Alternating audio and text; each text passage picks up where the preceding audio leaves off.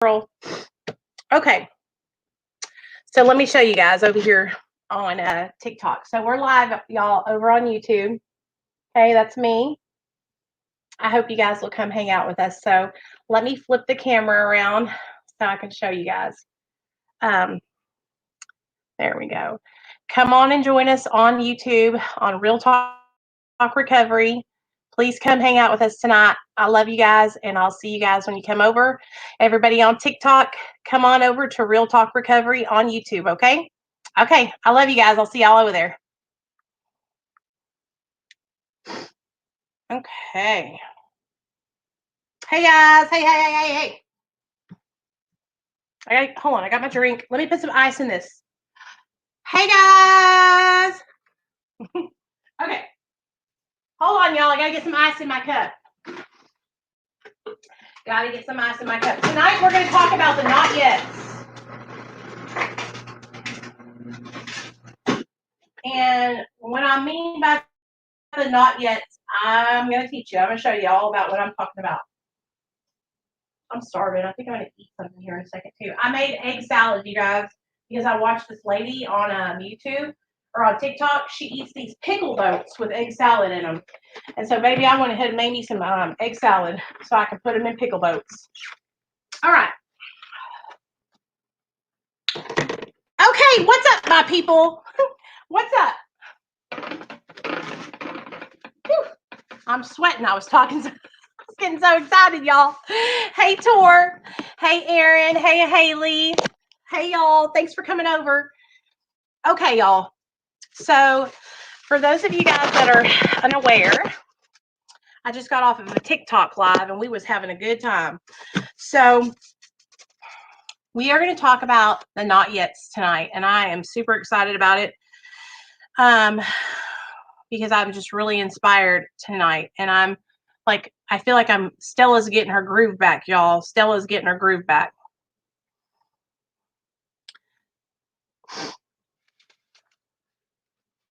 I'm sweating, y'all. Sorry. Yay. I'm so glad y'all are here. Okay, so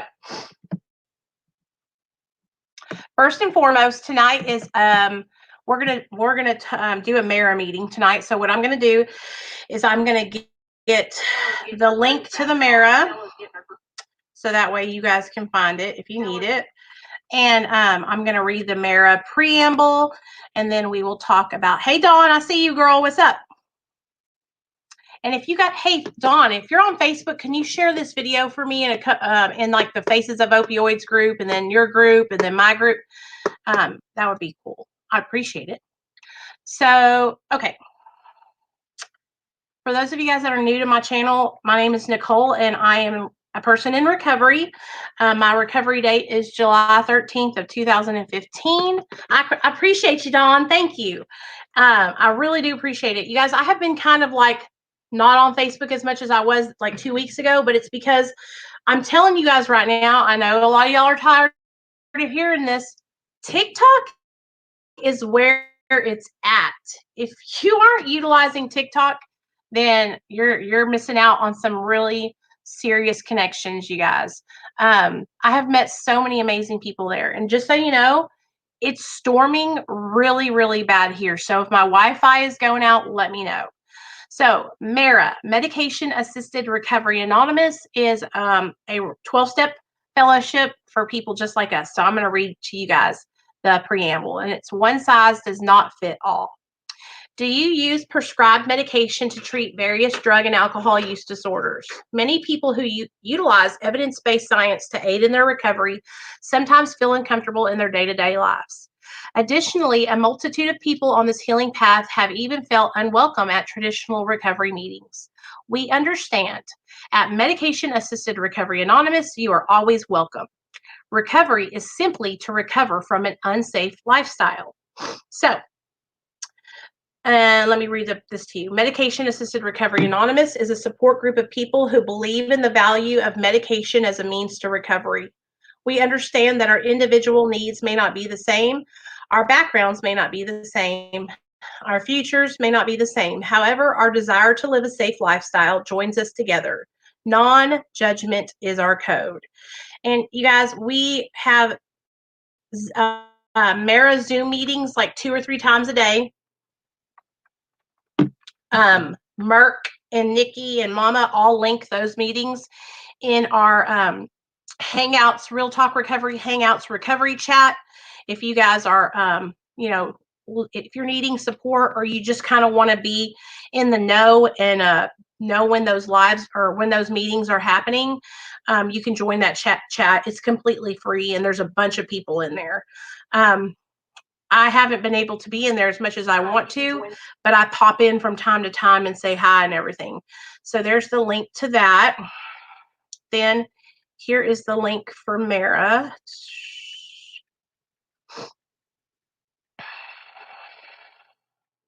There you go.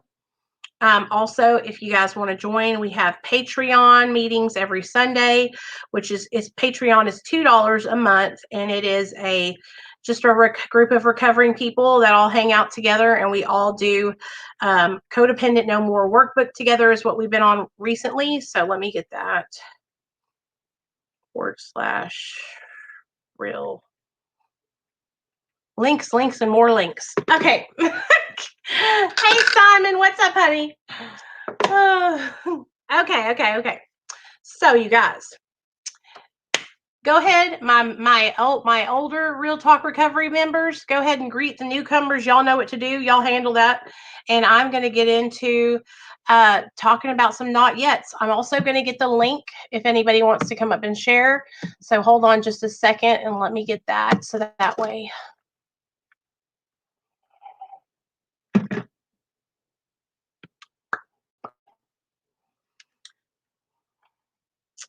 I'm really, as you guys can see, like taking a break from uploading on YouTube every single day has been extremely beneficial for my mental health.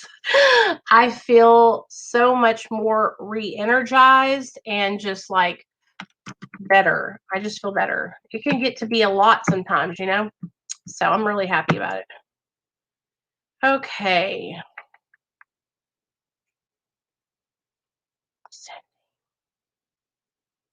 All right, cool. Hey, Stephanie. What's up, girl? Hey, John. Thanks, everybody, for being here. Come on in. Come on in. So this evening I was over on TikTok. We were doing a live stream before we did this one, and I was talking about the not yets. And some of you guys might not know what I'm talking about, right? Well, what I'm talking about is, thank you. I appreciate the compliment. Whenever we are in our addiction, right? And we get started, we're just starting out, or maybe you've been doing it for a while, okay? But you start seeing things that you say you would never do, right? Like one thing I always said I never would do was I was like, I'll never steal from my family, right? I'll never steal from my family. I'll never shoot up with a needle. I'll never cheat on my man. I'll never lie. All those things, right? I've never heard of not yet. Oh, Haley, girl, I'm fixing to share with you all about it, okay? So those were the things that I would say that those are my not yet. That's what I'm telling you, that they are not yet. They haven't happened. But if you know anything about the disease of addiction, you know how it is a progressive disease and it gets worse and worse and worse over time without treatment. Now, if we treat our addiction and we get help, then we can basically put our disease into remission, right? And we can have it on pause, but it's basically sitting inside of us waiting, right? Waiting for that moment when we're maybe having a bad day or not feeling so well, or maybe our husband's pissed us off, or our boyfriend, or maybe we were driving in traffic and somebody cut us off and we have road rage, right? And then we just happen to run into our dope dealer at the gas station and we're having a bad day and we just pissed off at the world, right? And we're like, you know what? Fuck it. I'm going to get me some dope. I cannot tell you guys how many times I had said, fuck it. All right. So what I'm trying to do with you guys here on this channel is share with you guys the things that I've done so you don't have to do them too. All right. So When I first started using drugs and alcohol, I was really, really on this high horse. I thought I was a high class drug addict. Okay. Um, is it hard for a person who drinks so much to stop and seek help? Yeah. Yeah. It's hard. It's hard for a person who has any kind of addiction to seek help, because what happens is it's a battle between it's a battle in our minds of whether or not we really what we think when we're in our addiction, or we're drunk, or drinking alcohol. We think, you know what, it's not that bad, I don't need help. I mean, and then we'll go and we'll start bargaining in our minds and listing out, well, I still have my job. I mean, I haven't lost everything yet. And a lot of people, that's what will happen is maybe they still have their job, still live in a nice house, still are able to drive their car, right? And so they'll start saying that they don't haven't lost this or this or this. Then there's people who are absolutely smashed, right? They have lost everything, but they've gotten to a point in their addiction and alcoholism where they say, I'm hopeless. There's no point in reaching out for help. Nobody can help me. Um, nobody can help me, and I'm a lost cause. So I might as well just tap out and give up on myself. And a lot of people get to that point. I know a lot of people who are functioning and they can work their job and they haven't lost everything in their lives. And sometimes a person who is functioning, those are the hardest people, I think, sometimes to get through to, because they are justifying and rationalizing in their brain, well, I'm not like that person. I'm not underneath a bridge. I'm not knotted out in my car. I'm not living out of my car. Um, and that's what will happen. The disease of addiction centers in our brain. And so a lot of back and forth in between here goes on. I know for me, whenever I was drinking and using, I would make excuses for myself and my behavior, but I would also do things like, well, what I'm going to do now is I'm only going to drink alcohol. And if I only drink alcohol, then it won't be that bad. And I got smashed on alcohol for like 6 months. That's all I did was drink, right?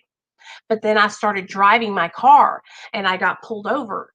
And I was like, ooh, I'm going to end up going to jail for a DWI. I still had the wherewithal back then to realize that, right? And so I was like, maybe alcohol is not a good idea. Maybe I should just take pills.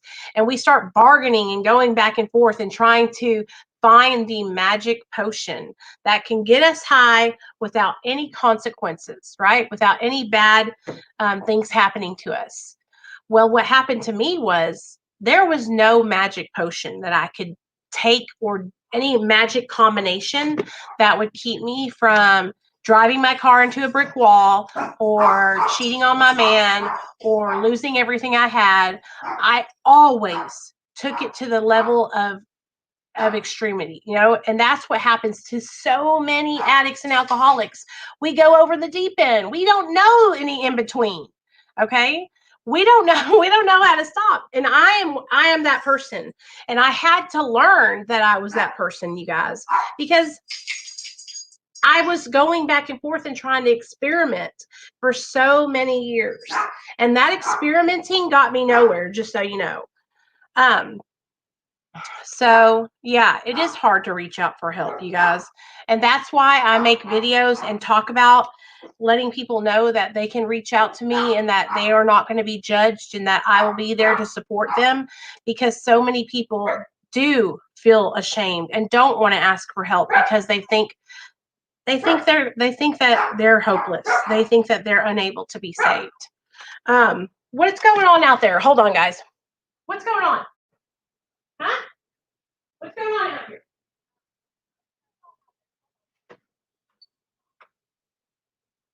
And neighbors. Okay. Sorry about that, guys. If anybody wants to come up and share, there's the link right there. You're more than welcome to come up and share.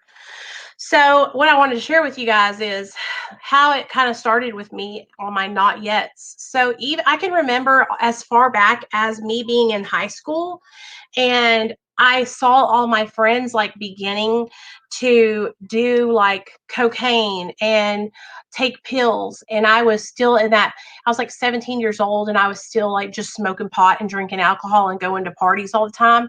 And I was like, oh, wow, I'm not going to do that. Like, I will never try hard drugs. Like, that's just like not good. Right. And what happened was the longer I hung out with people that were using drugs and alcohol, I started letting my boundaries go down, right? And that's what happens. The more that we stay around people that are using and drinking, the more okay it becomes to us. And that's what exactly happened to me. I I let my guard down and I ended up picking up and using hardcore drugs. And then I was doing the cocaine and the methamphetamine and I was snorting it or smoking it and people were shooting it. And I was like, I'll never do that. That's something that I promise I'm not going to do. And again, I was hanging out with people that were shooting it. And as my I had that boundary up, but it became okay. And that's what happens, you guys, is we allow that behavior around us and then it becomes part of us and we end up doing it too. Um, so I think everybody has a different like point where they cross over that imaginary line that there's and a lot of people always ask me, they're like, what do you mean cross over the imaginary line? What I mean is every person crosses over a point where they were able back here they were still like they were still going and drinking and choosing like, oh, I'm going to go out tonight. And then what happens is they cross over this line where they lose that power to be able to choose whether they do or don't. It's like drugs and alcohol are making choices. Okay. It becomes a necessity instead of a luxury. And it talks about that in the big book of Alcoholics Anonymous. It talks about that imaginary line where an alcoholic, a person who has alcoholism, crosses over. Um, let me explain something to you guys because a lot of people, I think, well, addiction is not a disease, it's a choice. Okay, now let me read something to you guys from the big book, and I haven't read from the big book in a long time, so listen up. We believe, and so suggested a few years ago, that the action of alcohol on these chronic alcoholics is a manifestation of an allergy, that the phenomenon of craving is limited to this class and never occurs in the average temperate drinker. So that allergy doesn't happen in people who don't have the disease of addiction. Okay? A person that drinks alcohol and can drink it and has no consequences, they don't go out and crash their cars, they don't cuss people out, they don't do crazy shit, right? Those are not the people I'm talking about. I'm talking about an alcoholic or an addict. We have that allergy. These allergic types can never safely use alcohol in any form at all. And once having formed the habit and found they cannot break it, once having lost their self confidence, their reliance upon things human, their problems pile up on them and become astonishingly difficult to solve. Frothy emotional appeal seldom suffices. The message which can interest and hold these alcoholic people must have depth and weight. In nearly all cases, their ideas must be grounded in a power greater than themselves if they are to recreate their lives. So, and I was sharing about how the process of the disease process starts for us, right? And so I have a guy that I'm working with, you guys, and I just started sponsoring him like a day ago, and he called me the day before, and he was really struggling with thoughts of picking up, thoughts of going and getting heroin. And so I was talking to him, and I was telling him about how the disease works in our mind, about how it says, I will be walking down the road, right? And I'll have a trigger, okay? And then that trigger will shift into a thought, right? And then that thought will shift into an obsession. And once we go into it, right? Then, oh Lord, have mercy. If we are continually obsessing and we don't reach out for help, then we are going to walk off the deep end and pick up. And so that's why when we know that we're being triggered and we start feeling that feeling inside of us, we have to talk about it and tell other people, tell anybody that's willing to listen. I'm struggling. I feel like I want to pick up drugs. I feel like I want to go drink. I feel like I want to get a pill. I think a lot of people, they get worried that somebody's going to judge them if they say that. You know what? I thought about taking Xanax probably 17 times this week. I was stressed out, y'all, at the beginning of the week. I was really going through it. And I ran out of my Lexapro. So I didn't have it for 2 days, and my head started to feel like it wasn't attached to my body. Hey, you guys, that's my uncle. Or my cousin. Hey, George, love you. I'm so glad you're here. Thanks for coming in. Hey, MC. Hey, Llewellyn. What's up, girl? Thanks, you guys. Thank you for being here, you guys. So I had ran out of my medication, you guys. Like Lexapro is one of those medicines that if you don't take it, then you're not going to feel good. It's a mental health medication. And so I was like feeling like my head was detached, right? I was like, oh my gosh. And so I was struggling, but I was like, devil, addiction. I'm not going to let you take this away from me. Because one thing I will tell you for sure is that recovery has given me everything in my life back. Everything that I lost because of my addiction, I have my son back. I have my mom and dad. They want to be in my life today. I have my husband. I have my home. I have all the material things that I ever sold and pawned. I have more than enough things in my life now, probably too much, right? I am so, so grateful, you guys, to have my life back, that it's so much that I don't want to risk it. I don't want to throw it all away for a short little, look, that's all it'll give me. It'll literally give me just a little, and then I'm going to be pissed off. And once I awaken that beast inside of me, I'm going to have to go get more and more and more and more and more and more. And that's what I want you guys to understand, that once you pick up that one Xanax or that one drink or that one toot or that one shot, what happens is it opens up that it's so hard. It's so hard because it just becomes so strong, and it's like letting a lion out of a cage that hasn't eaten in 30 days and you're holding a slab of red meat in front of it. Okay? Second cousins on your mother's side. Well, love you. That's what happens. It's like you might as well just freaking put the steak on the damn lion's nose and let him eat it, That's what happens when we pick up after being sober for a long time. It awakens that beast. And that's also why it's so difficult for people who have been sober for a while and then they relapse to come and get back into the program, because they beat themselves up and they feel so much guilt and shame and embarrassment that they think that I can't come back, that I'm going to have to tell everybody. Fuck a relapse. Fuck what anybody else thinks. That's what I say. Fuck it.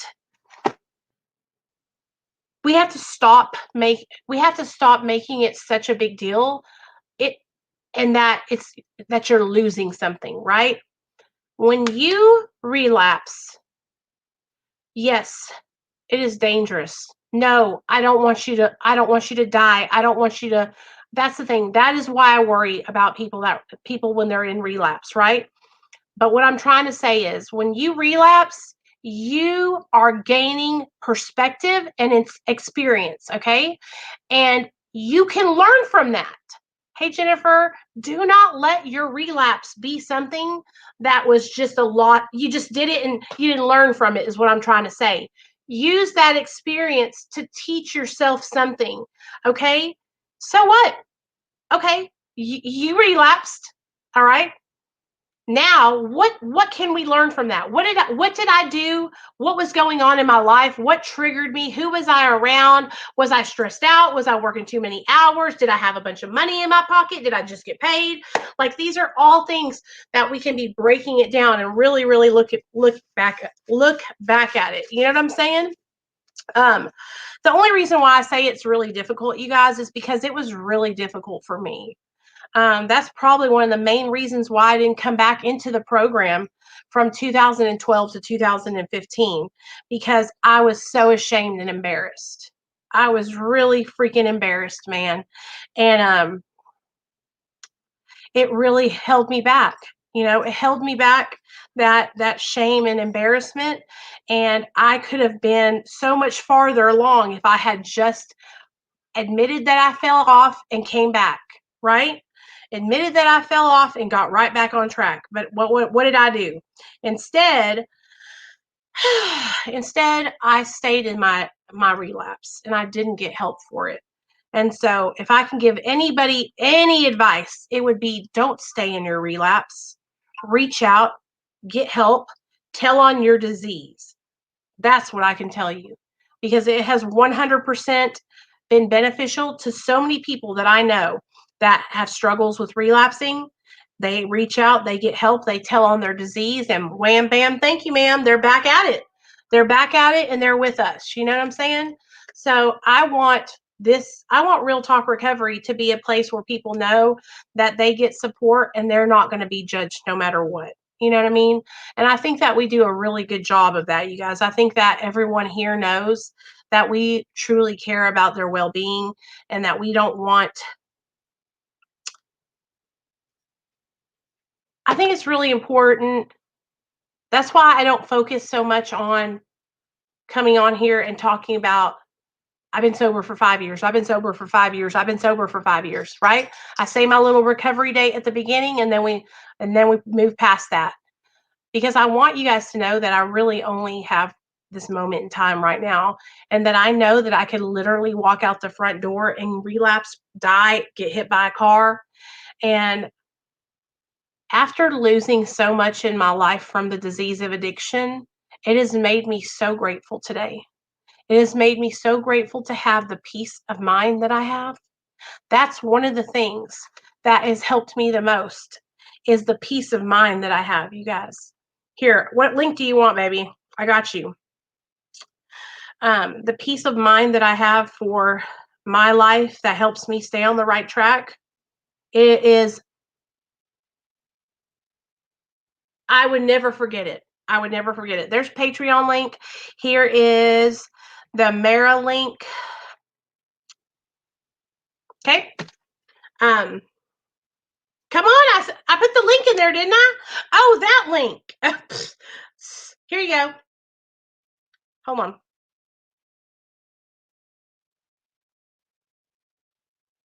Hey, Joe, what's up?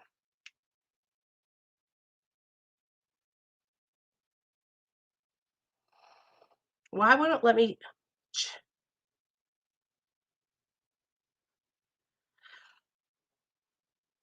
I don't know what's going on here. Hold on, let me close that. Okay, hold on. Let me get back in here.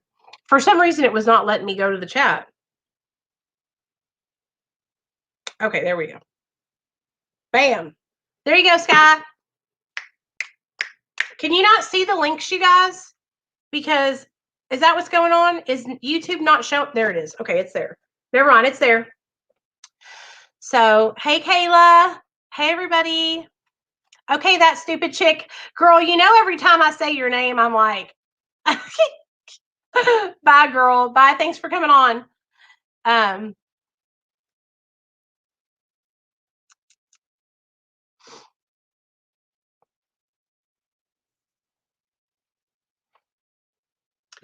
We are live on YouTube right now, so y'all need to come over and hang out with us. It's Real Talk Recovery on YouTube.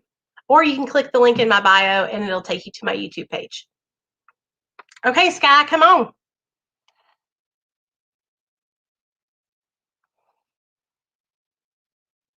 I'm having a good time tonight.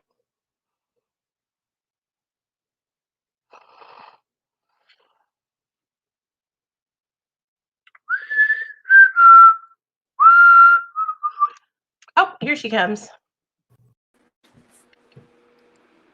Hey, girl. Hi. What's up? I have a couple really good valid points. Okay, give it to me.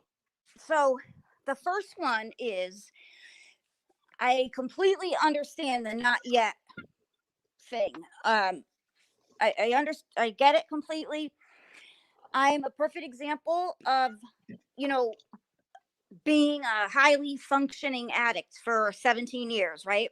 Was able to work, own a home, all that stuff. And not yet doesn't apply to everyone. However, Right. it really doesn't matter because it still ruined my life for 10 years and isolated me and affected me in such a way that it's too late for me to have children because I chose to stay home every weekend and isolate and get high.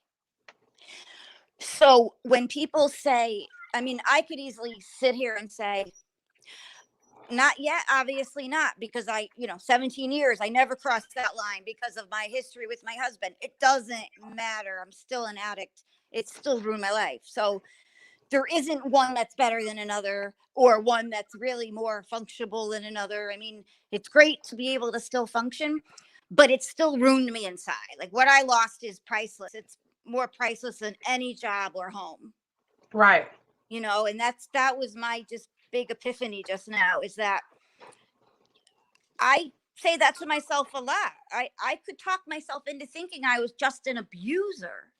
Right. That's what I was saying about some people some people are like yourself, like they have been able to have their job, their car. And so it's almost like a battle it's in our mind where we're saying, well, I haven't had any of those things gone and I still have a good job. And like my husband does love me and my kids don't even know I have an addiction. And that's like in my experience, that's some of the hardest times I've had trying to really help somebody is whenever they have been able to almost, I don't want to say that they're controlling their addiction, but they are still have somewhat of a manageable life. Yeah, it's right. It's an illusion of manageability. It is because and you're right. In the I inside, almost wish I had a heavy, hard rock bottom sometimes. Right. Because in the inside, it's unmanageability all the way through, spiritually, emotionally. But from the outside looking in, nobody would know because they're not in our hearts and in our minds. Totally. Yes. But and I just want to share one quick thing before I go. Okay. About my upcoming surgery. I'm feeling so good today about the outcome and my recovery that I committed to a 4-day online meditation retreat with Kyle Seats from November 12th to the 15th. So I cannot fuck up because there's no way I can be a part of that and be detoxing or high. Like there's just no way. It was very expensive. I charged it, but it is such an important investment in myself, especially with the whole career thing, that is my security right now, to get through the first couple days after surgery and then focus on the pain and suck it up, because I have come too far to slide backwards. So you're basically that's going to help you stay accountable. Yeah, definitely. You're using that as like an accountability tool. That's great. Sure, I have too much now. I mean, it was a lot of money, and I could justify it because it is such a. I feel like I'll lose money if I don't go, if I don't sign up. I've spent more at Starbucks in a year, and I can't afford that. Right. That's how I got into credit card debt, with living beyond my means, and the stupid, Starbucks app. I was like, well, it's not pills, but it's still $5 a day I don't have for a stupid, bunch of espresso. But yeah, so I'm really set up good now, and I feel solid. I'm proud of you, girl. I'm proud of you. And I support you 100%. And I'm always here for you no matter what. Non-judgment, open-minded, loving, and we'll just, love you so much. I love you too, guys. Thank you so much. I think MC wants to share, so I'll take off. Okay, guy. I love you, girl. Thanks. You too. Bye. Okay, MC. I see you back there. I see you back there. Give me 1 second. I'm going to get you on here.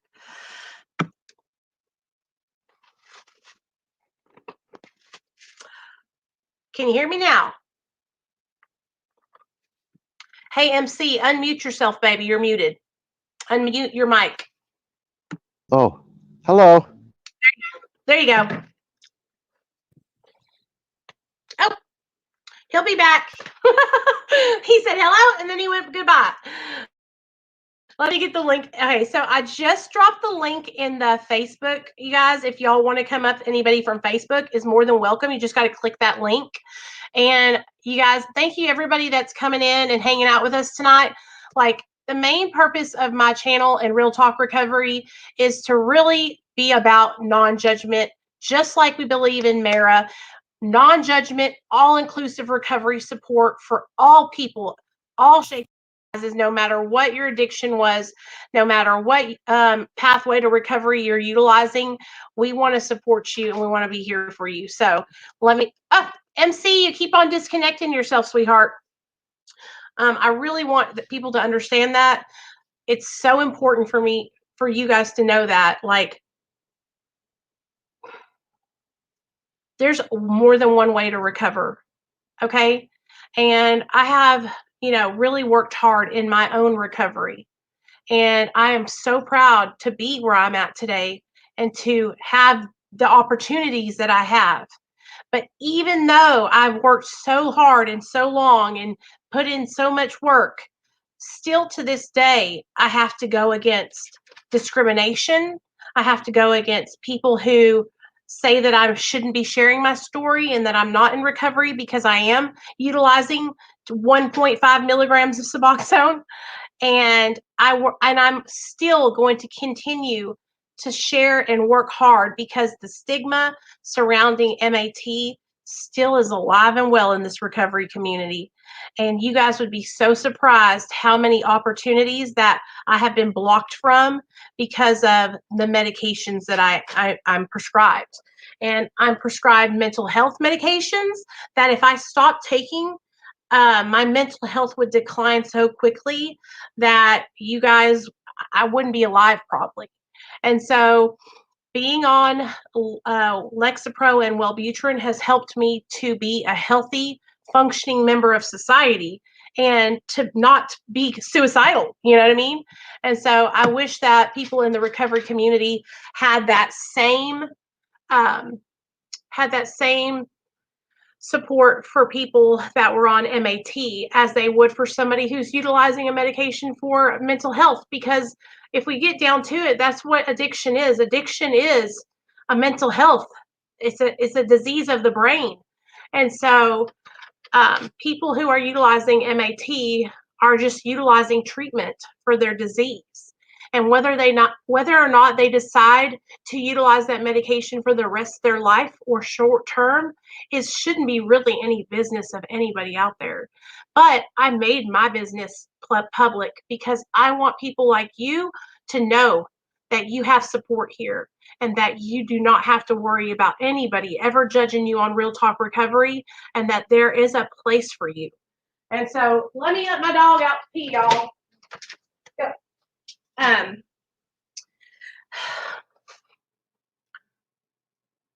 Oh, it's okay, MC. I'm glad you tried to come on. If you want to, you can call in and I can put you on speakerphone.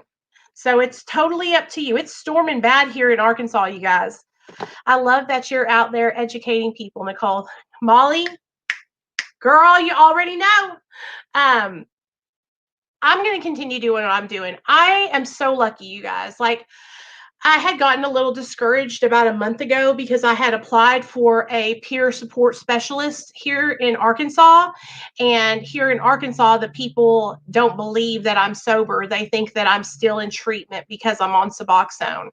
So I had let that really discourage me for like a split second.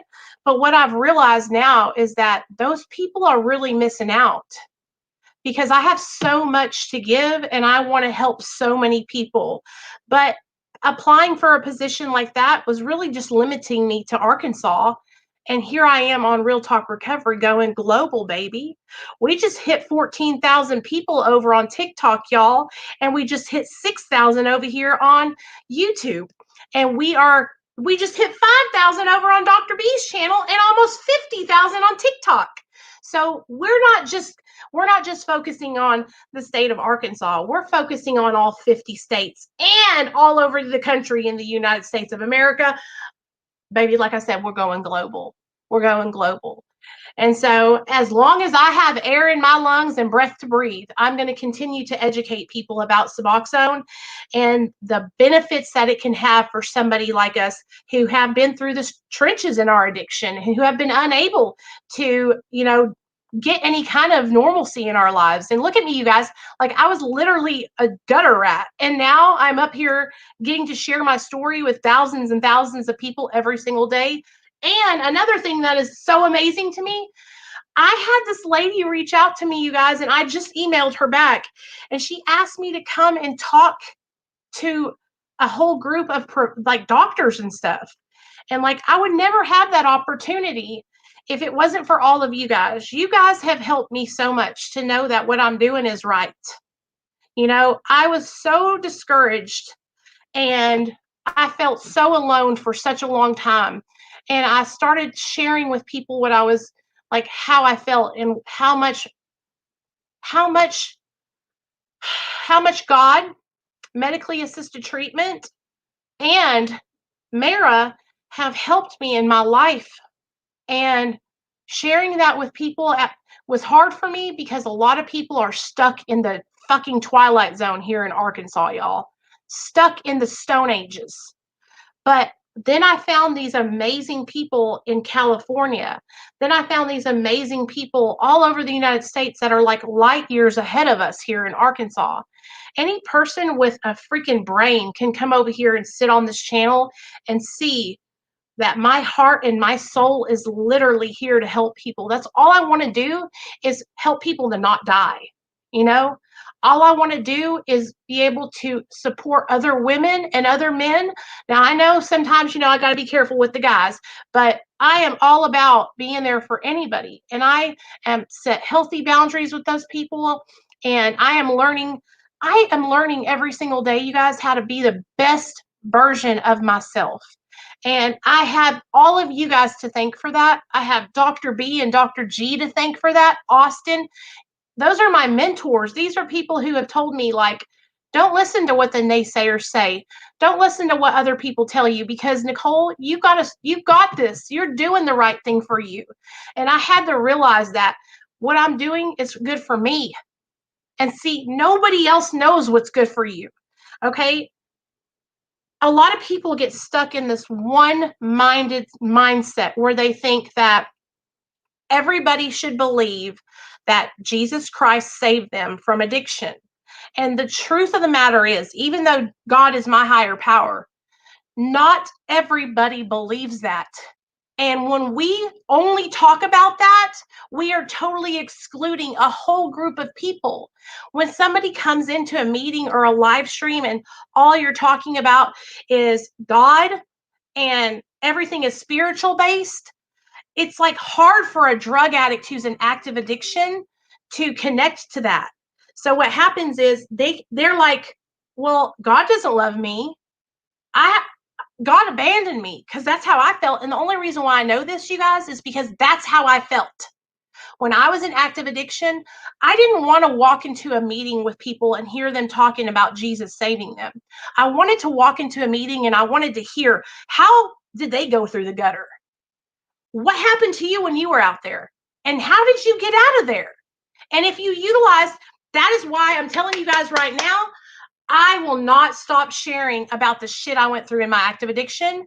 I don't care who thinks it's a trigger. I don't give a fuck, because I want you to know that you can go there and then come back from out of there. And so I feel like what happens is we get stuck, and especially down here in the South, you guys, it's so bad. It's so bad. That's all they want to talk about. And it's like, baby, who are you relating to? You're just relating to people that are in recovery because baby, I can't relate to that. I need to hear what happened. I want to know. And so I'm trying to attract people that are still struggling. I love my family. I love my family in recovery. I love them. I love them. But you got this. You're working your thing. You found what works for you. I'm trying to find people who haven't found what works for them and bring them over here and help them find it. And I'm also humble enough to realize that I don't know what's best for every single person. And so I'm not just going to shove one way of recovery down their throat. Well, honey, you got to do the AA 12 steps and you got to get the Holy Ghost or you're not going to be sober and it's never going to work any other way. That is what pushes people out the door. That's why people aren't getting it. That's why AA made the rule attraction rather than promotion. Okay? Because people don't, I'm telling you guys, and the only reason why I know this is because when I first started my YouTube channel, you guys, I sat up here and I pushed 12 steps down people's throats. And people ran from me. They didn't want to hear it. And like I said, y'all know I love the 12 steps. I love the 12 steps. The 12 steps are amazing. Okay, amazing. Anybody can utilize the 12 steps, even if they're not an addict or an alcoholic. But when you're constantly shoving that one way down somebody's throat, you got to say, you know what? Some people don't, that doesn't jive with them. Okay, I'm so grateful that 2020 is a year of change, and there's so many amazing recovery programs out there. So what we do is we have resources for all of those, you guys, for all of them: MARA, AA, NACA, HA, Refuge Recovery, Smart Recovery, Celebrate Recovery. Like, I want everybody to try everything, try every way. So that way you can find the exact same thing that I found, what works for me. I had to go through all of those programs to realize what worked for me. I had to try it out. And you know what? I hate to say it, but some of us don't have that many years to try it out. So you got to get in there and get in and start doing the damn thing because you don't want to lose your life to the disease of addiction, So I'm fired up tonight, y'all. But I'm excited to start getting my life back slowly and eventually pay to get background clear to get in the pharmacy. Thank God. Oh, hey, Pebbles, I'm proud of you. I honestly didn't want to hear anything when I was in addiction, and I wanted both when I was ready to hear anything. Yes, exactly. I just want people to understand. I think sometimes we forget, you guys, like what it was like to be in active addiction. And so one thing that I have learned with helping people online is I've got to be able to, people share with me some of the most like really hard times that they're going through. And so it's helped me to really reflect and remember how hard it was. And another thing is I'm personally going through a storm right now with my husband. It is everything. And because it's so close to my heart, it makes it so hard for me, right? But I'm really seeing how the disease of addiction will just take you. And it will take your mind and it will make you believe things that they're not true. You know that drug is bad for you. You know that it could kill you. You know that you could lose everything, right? But you continue to go back to it and you continue to go back to it because of that obsession. Hold on a second. I think I see somebody. Sorry, James. Oh, God. I'm over here crying my eyes out. What's up? Hey. There you are. I hear you now. Can you hear me? What are you doing? I hear you. I just got off work. How are you? I'm good. Talk to me. Tell me something good. Okay. So I just got a girl in West Virginia and New Life Treatment Center, Starla. She was an advocate She's been in and out of in and out of drugs and alcohol for the last probably year, 2 years. Her aunt reached out to me, Brandy Hall, which is another girl I work with in Virginia. We got her set up in treatment. I just got back from West Virginia. She celebrated her 30 days, and she's in an 8-month program with the girls, and she's doing good. Yay! That is amazing. Yes. So I'm working on her, and then I got another guy that I'm working with, my sponsor, Jordan, and he's actually up in the Lee House in Granite City, and he's doing pretty good right now. He's got little life issues because of his ex and the kids and stuff, and you know how them life on life turns sometimes gets us, you know what I'm saying? So he's kind of down, but he's doing all right now. I just reached out and talked to him for a little while before I came on. So he's doing good. Outside of that, I'm just living the dream. So will you tell everybody because I know you guys, I've been trying to get James on my channel for a while here, but we never seem to link up at the right time. Yeah, exactly. When did you tell everybody a little bit about what it was like for you when you were in your active addiction, and then what was the turning point that helped you to get sober?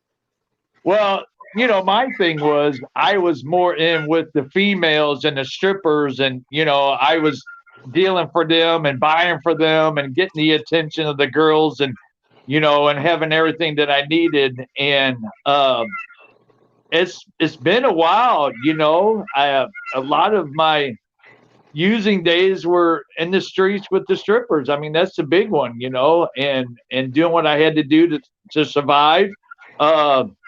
You know, stealing, cheating, lying, you know, get what I had to get, you know, and to please the girls for sure.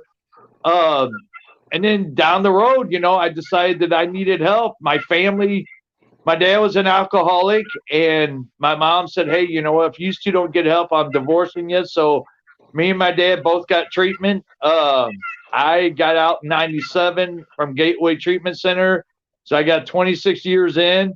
And, you know, once I got out of treatment, you know, and started living life, you know, I got full custody of my daughter, you know, Hannah. She's doing good. She's in college. You know, I'm out on the streets with my sponsor, you know, helping people every day. Yes, I've lost a couple here in the last year. I lost Chelsea for an overdose. She was 19 years old from Mount Carmine, Illinois. And then I lost another one. One of the guys is from the houses. I lost him. And then we just put another guy out, Mark, out in, I'm trying to think, not New Life, but it's out in Anna, Illinois, Fellowship Hall. So we finally got him into Fellowship Hall. And I mean, every day I'm living on life's terms and doing good and trying to help the next person, you know, to survive and getting what we need. And my job, you know, even though I just lost my dad 6 months ago, you know, and my dad was 82, you know, and I went to a meeting 3 days before he passed, and me and my sponsor did. And we went to the meeting in Troy where I live, and we went to the basement of St. Jerome's Church. And I swear to you, Nicole, when I walked in the door, I knew something was going on. Guy was saying something to me or whatever. Long story short, we leave the meeting. I go see my dad in the hospital. And I said, Dad, I went to a meeting the other night. He said, you did? And he said, yeah. I said, where? And I said, well, St. Jerome's. Well, that was my dad's very first meeting when he was in active addiction of alcohol. So I didn't know that because I was messed up, and I didn't know that's where he went, you know. So to find out that he went to St. Jerome's, I knew God was working with me that night when I was in there because I felt it, you know. And then Dad passed 3 days later, and I just, you know, I've been doing as much as I can. I'm proud of you, man. I'm proud of you. You know, I haven't relapsed. You know, they say, you know, you lose the ones that you help, but then sometimes, like, you know, Andrew Hager says, you know, if they ain't got the willingness, then there's nothing we can do. You know what I'm saying? They have to have that willingness, you know, and it's sad that the disease and the addiction takes them over, but there's nothing we can do besides pray for them. You know, that's the big one, you know, is pray for them. You And know, be there so for them when they come back. You know what's so important? This is why, like, doing my channel is so important to me, because I feel like it's a road that connects me to the people that are still sick. And so that correct. road's always open. There's no Right. blocks in the way of it. There's no, you come right over to me. If you're sick, I will help you find any kind of recovery you want to do. You name it, I'll Yep. help you find it, baby. I don't care. Yep. You know what Yep. I mean? Yep. Well, you know, and that's the same thing with Starla. You know, she tried to be around this area with help and stuff, but she kept on relapsing, kept on hanging out with the same people.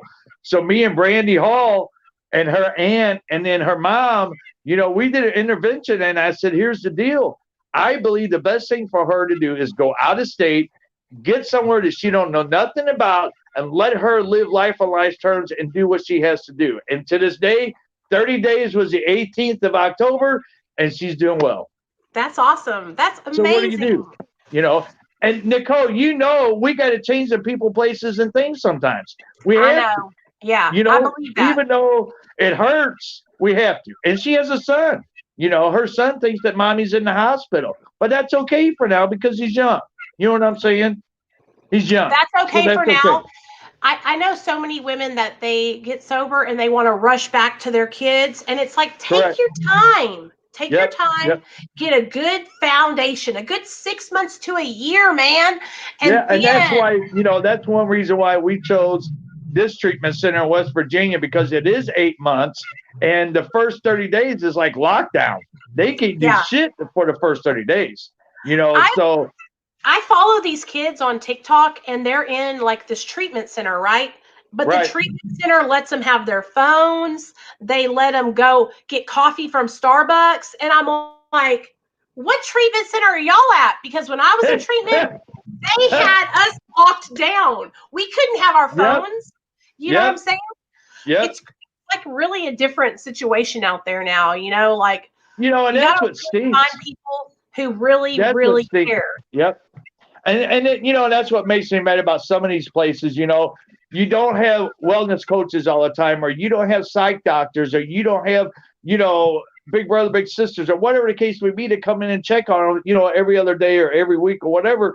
And when you don't get that, your percentage of your relapse is going to be high because you let them do what you want to do in these sober living homes. You know, by letting them have the phones, by letting them go out and do whatever they want to do, even though they're living there. You know, that's no help. Sorry, that's not help. I know what you mean. Like, I believe in a strict kind of like, especially when you're just beginning out. Like, I need, Yep. if you're going to go somewhere, I think it's important to like get away from the social media. My sponsor, when I first got sober, she wouldn't even let me have a Facebook for the first year I was sober. And I'm glad that she didn't, because you know why? I probably would have went on Facebook and cussed everybody out. I mean, I still do it now. Well, you know, and the thing is with that social media too, it's like, you know that you got druggy friends out there still, and you know you got people out there you use with. So as soon as you get a chance and get that freedom, get back on there, who's to say you're not going to talk to them? Right. Yeah. Now you got another trigger. Now you got a trigger that's going to probably cause you to relapse because you miss them. Right. It's crazy. It's crazy. Thank you for coming up here. I love you. Hey, I love you more. Keep it real. Okay, text me though, because next week I have openings Monday, Wednesday, and Friday. So if you really do want to come up and share your whole story, just text me and tell me what night, Monday, Wednesday, or Friday. You're gonna make me cry, don't you know that, right? Why? Because I love you. You're gonna listen to me. We need to get you up here though, because I know you want to share, and you have a testimony to be shared, and you have been sober for so long. Like, people need to know that is possible. You know what I mean? Like, it's an inspiration to me to know that you've been sober, because I think, am I going to make it that long? Is that even possible? How can you live that long without drugs and alcohol? Even now, sometimes I think that, you know? There's two major things that everybody asks me in the walls, in the doors, in the chairs, is my daughter, and I told you this before, my daughter was threatened at birth. Her mom was trying to kill her, okay, at birth. I didn't relapse. I didn't go out and use. I didn't do anything stupid. I turned to God in my church. Now my dad just passed away. And they're like, Jim, how can you do this? How can you do that? You freaking haven't done nothing. You're freaking still clean. It's the power of God and me with the passion of the love of helping people. That's it right there. Yep. That's the bottom line. You know what I'm saying? Keep doing the damn thing, okay? Keep doing what you're doing because it works if you want to work it. Love you. Bye. Okay, you guys, that's James. James and me have known each other for like 4 years now. I met him on Facebook, you guys, from my friend, I think it was Andrew Hager, that we kind of met because we were both following him. But I'm telling you, I used to be on Facebook something fierce my second year of sobriety. But now I'm telling you, I use Facebook to like share and stuff, but for the most part, that's where all the Karens are at. So anyway, I'm just really hyped tonight, you guys, because like I'm just realizing that I believe in so much in the non-judgmental, all-inclusive, like recovery support. Last night, Jeff, me, Merck, and Emily went on a TV show to talk about Mara. And I don't know when it's going to air. I'll find out from Jeff and I'll let you guys know. But we were talking about it and we were sharing just the point of Mara and why it's important. And the lady that we were sharing with it too, she didn't even know about Mara, and she also didn't understand about medication-assisted treatment. And so some people don't even know that medication-assisted treatment is a thing and that it's available, you know. And so I just want everybody to know, because I know so many people that have lost their lives to addiction, specifically heroin addiction. Hey, Jose. And I want people to know that this is available to them, and that if they're embarrassed or they feel ashamed because they have to utilize something like Suboxone or methadone or Sublocade or Vivitrol, that they don't have to feel that way, and that they are doing what's right for them, and that their recovery is valid. Here's the thing, you guys. There's a difference between just getting sober and being in recovery, okay? And that's just what it is. Getting off of drugs and alcohol is just the beginning step. The work comes in once we start digging deep inside of ourselves and healing from the inside out. And so you can be on medication-assisted treatment and be sober and in recovery, because you start working on the inside and work your way out. And as you taper off your medication, if you choose to do that, right, then you have all this support. You have all the knowledge that you've been practicing for those years, that you've been utilizing it.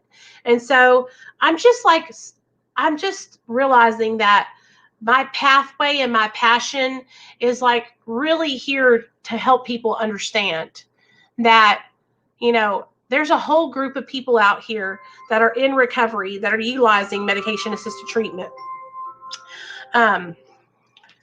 Zephyr Medical Group, Nicole speaking. How can I help you? Hello? Hello? This is happening so much lately where people are just calling and hanging up. Hey, Chrissy. So, I really, that's really important to me, you guys. That's my passion. Hey, Share Bear, what's up, girl? My passion is helping people that are, you know, either they haven't learned about medication-assisted treatment and they're just a regular person who wants to support us, or they are on medication-assisted treatment and they felt alone and discarded and like they didn't fit in. I want those people to know that there's a place for them, right? So anyway, I just want you guys to know that I'm back at it. I'm feeling good. I'm happy. I'm alive. Like I said, I had gotten really discouraged last month, and I was really stuck on a situation that really doesn't even matter. And I don't know why I let it have so much effect on how I felt. I was really questioning my recovery and thinking, well, am I in recovery? Am I doing what's right for me? And I almost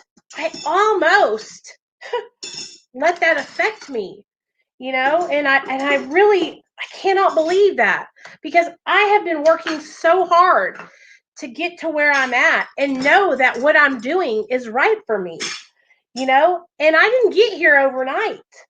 And I let other people who I looked up to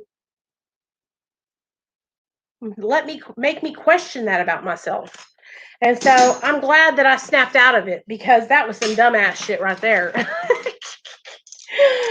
But now, I have a job to do here on this channel, and I'm here to advocate for us, you guys, and I want you guys to know that that's what I'm going to continue doing, So I made $250 today, talking and giving my opinion. Felt good too. Hell yeah, Bobby. I'm glad you're back, girl. Thanks, Jess. It's just, you guys, I get affected so easily by, like, it's because what I do is when I look up to somebody and I think highly of them, it's a big deal for me to do that. And so I just felt so let down by these people that I looked up to. I felt like, wow. And you know what? That's my bad. That's my bad for having that expectation. And I learned the hard way from it, that I can't. They're human, but I want people to hear me when I say this, that like I said, I love my higher power. I love God, and I truly believe that he has saved me and had played a huge part in my recovery. But I think it's really important for all of us to understand that when somebody is in their active addiction, maybe they don't feel that way. Maybe they don't believe in that. And we've got to be more open and understanding, and be there to support them and help them find their way. And I think sometimes we forget what it was like when we were trying to find our way. So I'm starving. I got to do these dishes and eat some dinner. But I love you guys. And like I said, I just got a little discouraged, you guys, because it hurt. But now I'm back at it, and I'm going to be just fine. And, we're going to continue sharing and helping people and encouraging people. You know what I mean? So I love you guys. I'm going to sign off here, go eat me some dinner. But hey, Chrissy. Oh, girl, we've been talking about all kinds of stuff. I've been going on a whole mission over here. Is Cher still in here? Cher, are you okay? I saw you comment that you're falling off, girl. What's going on? I'll stay a little bit longer and we can talk about it if you want to. Hey, B-Bastic, what's up? I'm glad you're here. I saw you say you got inspired. That's awesome. I hope that. Oh, and just so everybody knows, Cindy's daughter's better now.